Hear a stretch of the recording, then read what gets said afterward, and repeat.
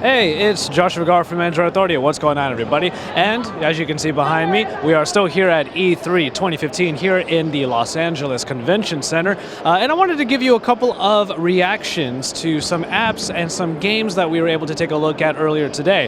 The first thing that we were able to do was head on over to EA and take a look at 3 different games that they had for the Android platform. Now, of course, this also includes iOS, so a couple of the reaction videos and a couple of the hands-on shots might be on iOS devices, but of course they will be simultaneously released on Android as well. And the one that I got to take a look at, which I had a lot of fun with, was the new FIFA mobile app.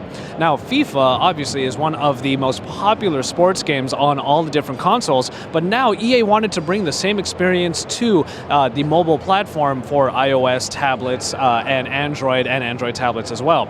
But what was great about this is that the iteration that we're finding on the mobile platform is actually pretty great. It still retains a lot of what makes FIFA on the consoles pretty awesome, but is able to adapt it for the touchscreen controls and also for the mobile experience. So, for example, instead of having the super long games that you would have on the regular console versions, you'll probably have about 3 to 5 minutes in order to play. But after you select your team, which, by the way, this entire game is based upon the ultimate team mode that you find in the consoles, where you create a team from the various players that you might win in various packs, or you might be able to buy using the virtual currency. You're basically creating your dream team, and you will go up against real teams from the real FIFA, obviously, but also you can challenge some of your friends and be able to play them as well. But once you get onto the actual field, you'll have your entire team at your disposal, and a D-pad that comes up when you're moving around. On the left side of the screen is your navigation, and then after that you have different buttons on the right side that will pertain to different actions, like, for example,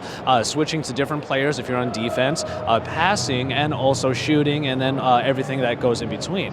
But you are actually able to tap and swipe on the screen as well as you see fit. For example, if you are the one with, if you're controlling the player with the ball, as always, you will be able to pass it over to another player simply by tapping on the player that you want to pass it to. And you can also tap on the field itself if you want to do a lead pass, and via that tap, it will switch directly to the player that's nearest to the ball based on that tap, and you can make that lead pass really count. Even things like doing crosses when you're near the goal, you will be able to do with a swipe up towards the goal, and you will be able to pass it pretty well there and make a goal.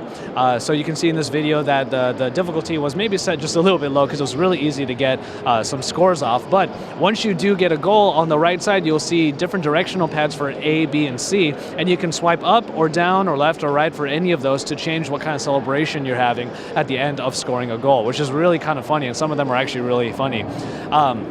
But from there, you are able to create the team that you want and be able to challenge pretty much anybody or go through an entire season. And it actually works pretty fluidly.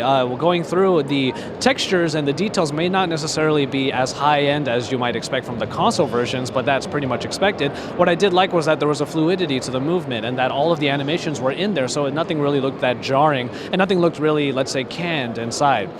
There are going to be some in-app purchases, especially when you consider the virtual currency that you will be able to use in order to speed up the upgrades of your players and of your team. But other than that, it is a free-to-play game.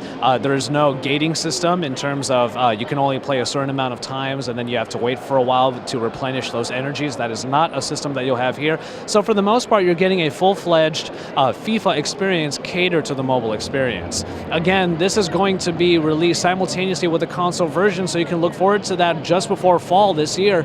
And FIFA looks like it's going to be a really fun game. So keep it tuned here for probably our review of that game. And if you are a soccer fan or a football fan, for all of you who don't call it soccer, then FIFA just might be the way for you to have your favorite sport to play on the go.